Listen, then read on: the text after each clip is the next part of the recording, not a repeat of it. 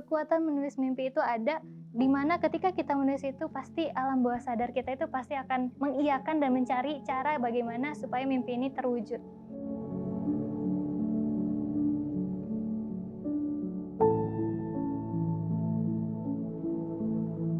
Dengan saya adanya produk unggulan ini, saya bermimpi keras gitu. Saya bisa berguna untuk masyarakat.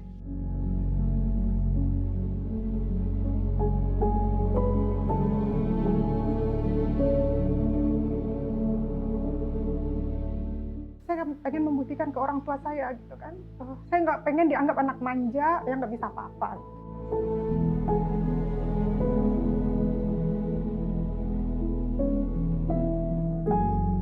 Karena merajut ini salah satunya adalah melatih kesabaran kita.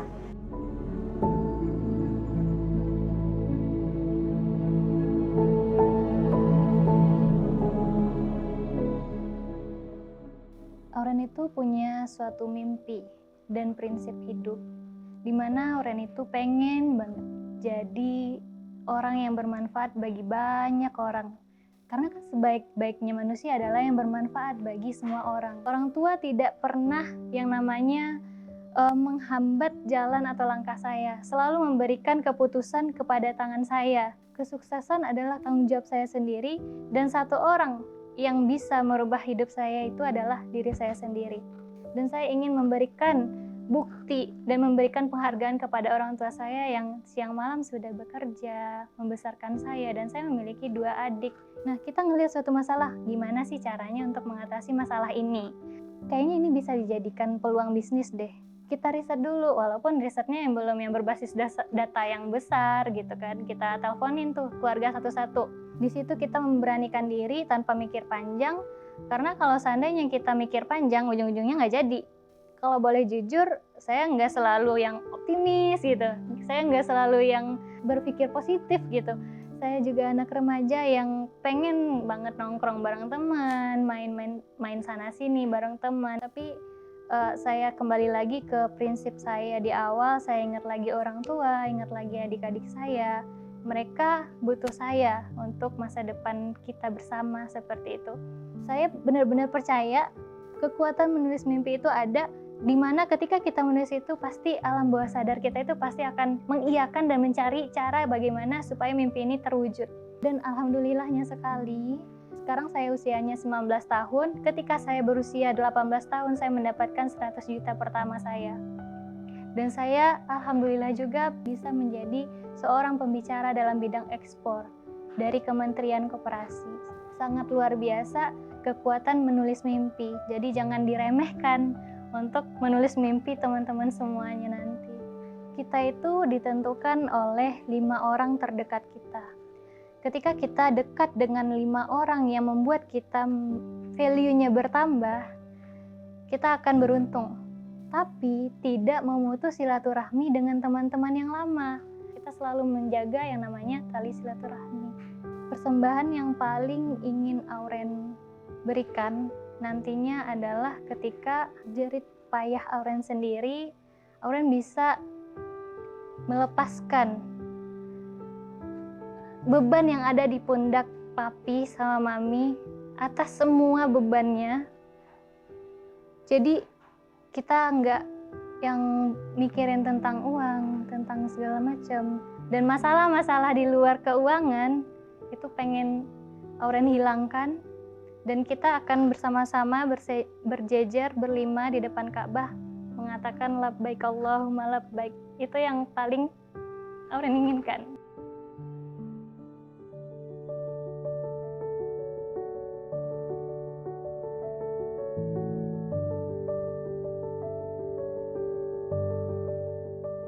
Mulainya tahun 2019. Di tahun 2019 saya mencoba untuk gimana nih keahlian saya, dan saya coba ini buat kue kering pertama ya. Sebelum kue pilin ini saya coba buat kue kering, dan ternyata kue kering saya itu gagal dan beralih lagi ke kue pilin. 2020 awal saya coba rombak lagi resepnya, saya pelajari dari awal tahun 2020 sampai akhirnya di pertengahan 2021 saya menemukan resep yang benar-benar saya cicip enak nih. Sampai sekarang saya menemukan ide yang bagus nih.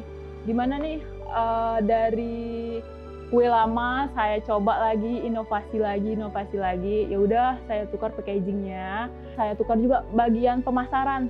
Jadi saya coba nih pemasaran pusat oleh-oleh juga ke sistem reseller sama distributor. Saya coba juga masukin. Saya sih gabut sih Bang, sebenarnya gabut nggak tahu duit masuknya di mana gitu. Kondisi perekonomian sangat lesu dulu waktu awal pandemi. Sekarang kue pilin ini saya kasih tagline semakin cocol semakin nikmat. Saya coba promosin ke temen, beli langsung ke saya, beli repeat langsung. Masalah harga saya pakai 3 sistem. Ya 3 sistem maksud saya itu di sistem premium saya pakai. Ya di sistem standar itu saya pakai Bang. Di sistem kayak warung-warung kecil. Jadi kalau kayak yang di premium, saya itu ngambil pasarannya yang memang benar-benar pengen rasa jauh beda dari yang dulu. Saya juga memakai visual editing. Jadi supaya orang wah ini beda nih tampilannya. Jadi saya pakai ke visual editing. Dari produk rumahan biasa, homestay biasa, saya berharap semuanya menjadi produk unggulan. Dulu sih ada orang minta di Singapura ya Bang. Singapura juga ada orang minta cemilan ini menjadi cemilan kue kering dia. Jadi terkendala di ekspor. Ya udah dari situ saya belajar untuk ngurus surat perizinan. Yang saya rasakan sekarang sih saya menjadi bangga, kayak terhormat gitu. Saya diakui jadi binaan koperasi langsung. Saya bermimpi, saya pengen menjadi orang kaya yang dermawan. Ya, dengan saya adanya produk unggulan ini, saya bermimpi keras gitu. Saya bisa dibangga, saya bisa berguna untuk masyarakat.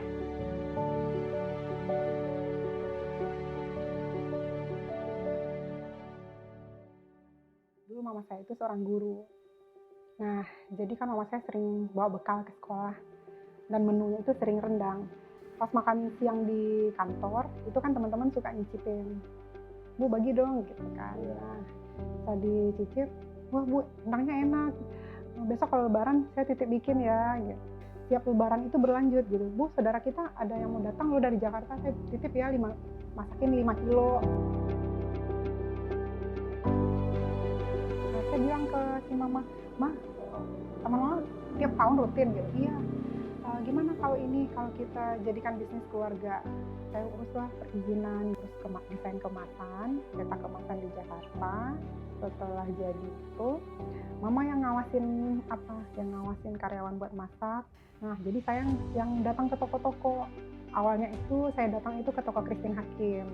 Saya datang itu 5 kali ditolak, tapi saya pantang nyerah gitu Mas. Saya semakin ditolak itu saya semakin semangat gitu kan. Nah, akhirnya saya datang lagi untuk yang ke-6 kalinya. Udah nggak apa-apa masuk di sini, tapi 10-10 aja ya kan. Akhirnya udah yang penting bisa masuk dulu. Nah, selanjutnya sampai detik ini kita udah nggak pernah lagi nanya nambah atau enggak. Itu udah toko Christine Hakim yang minta, dan alhamdulillah mintanya luar biasa gitu.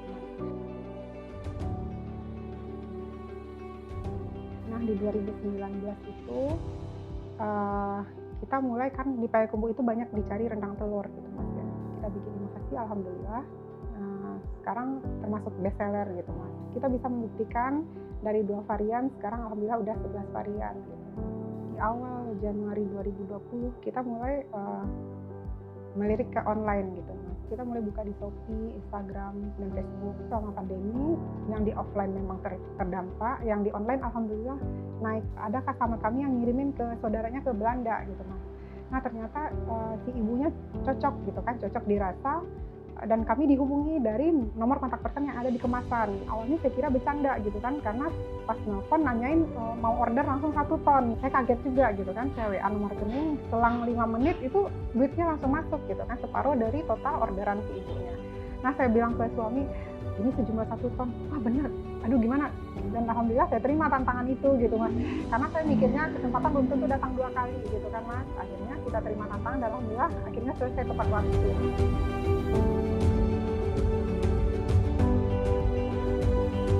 pilihan gitu kan Mas. Dan saya akhirnya menetapkan pilihan setelah diskusi sama suami, saya memilih untuk tidak berkarir di kantor, tapi saya totalitas di bisnis dan rumah tangga saya gitu. Dan alhamdulillah sampai sekarang pilihan saya sudah merasa itu pilihan yang tepat. Saya pengen membuktikan ke orang tua saya gitu kan. Saya nggak pengen dianggap anak manja yang nggak bisa apa-apa. Sampai di titik ini, alhamdulillah kita yang sebelumnya kita tinggal di rumah orang tua, kita masih masih di fasilitas lah gitu ya Mas ya. Dan alhamdulillah kita mampu beli lahan sendiri, bangun sendiri seperti yang sekarang, dan kita punya dapur produksi sendiri yang udah standar BPOM gitu. Untuk kami apapun yang terjadi gitu ya Mas ya, suka duka, jatuh bangun gitu ya, namanya kita bisnis gitu kan Mas. Yang penting kita harus kompak selalu. Keluarga inti itu kita harus saling support, kita harus saling mendukung dari sisi manapun. Terus kita harus saling terbuka, saling berkomunikasi gitu Mas. Jadi itu kata kunci yang harus kita pegang bersama gitu Mas.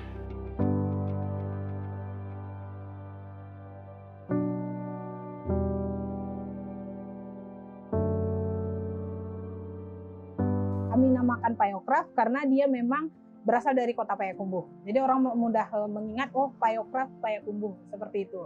Jadi ada komunitas rajut di Indonesia. Jadi namanya Komunitas Rajut Indonesia. Nah disitulah kita berteman, kita mengenal perajut-perajut lain yang ada di seluruh Indonesia.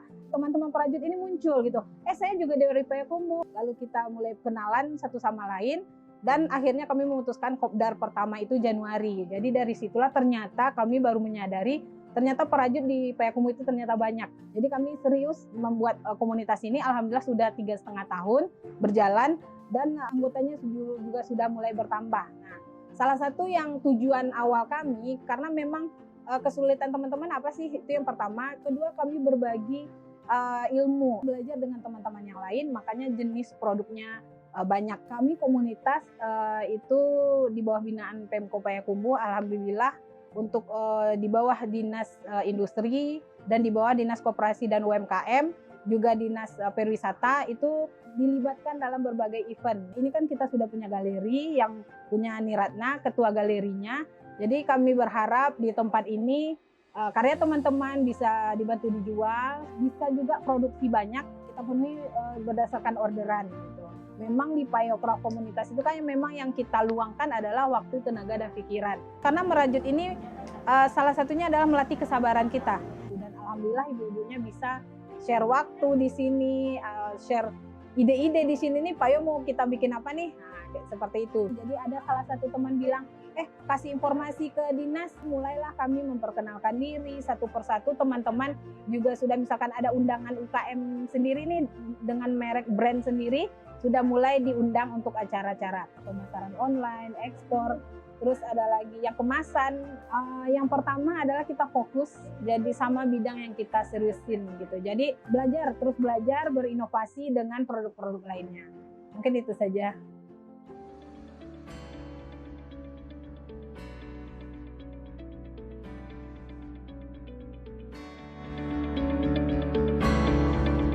Dinas Koperasi Usaha Kecil dan Menengah Kota Payakumbuh, Sumatera Barat. Dari nomenklatur dinas ini membawahi beberapa bidang. Yang pertama sekali bidang koperasi dan usaha kecil menengah. Yang kedua perdagangan. Yang ketiga bidang pasar.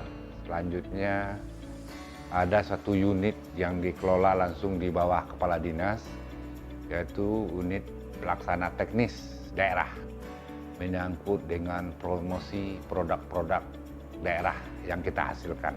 Telah banyak melakukan pembinaan. Pertama sekali menyangkut dengan koperasi, itu jumlah koperasi yang aktif kurang lebih 70 koperasi. Begitupun UMKM yang sejalan dengan pembinaan koperasi sangat banyak di Kota Payakumbuh ini sebagai suatu badan usaha perorangan maupun kelompok. Itu banyak menghasilkan produk-produk dari khas Kota Payakumbuh, Sumatera Barat. Jadi kita harapkan bagi dinas kita untuk melakukan manuver, membuat suatu proposal kepada kementerian, proposal kita itu yang lengkap, legalitas dan dapat dipertanggungjawabkan, secara finansial dan akan membawa dampak hasil untuk kemajuan koperasi maupun UMKM kita di Kota Payakumbuh dalam rangka pemulihan ekonomi pasca COVID-19.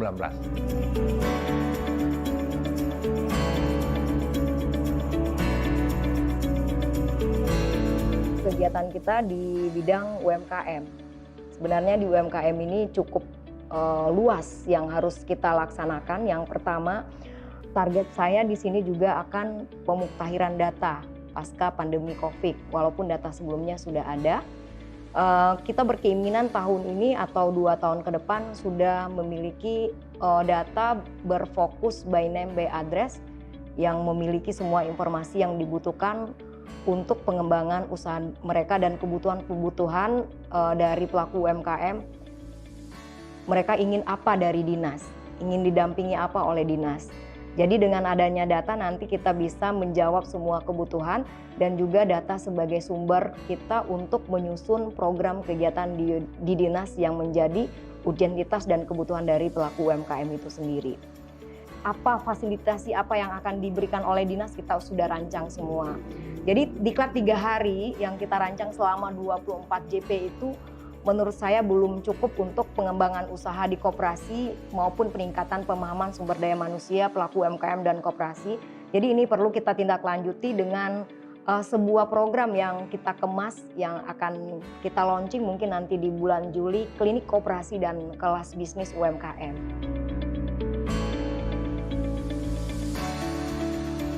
Ekonomi Payakumbuh ini tergantung kepada UMKM. Jadi kalau UMKM-nya maju, UMKM-nya semangat, insya Allah kota kita juga ekonominya meningkat.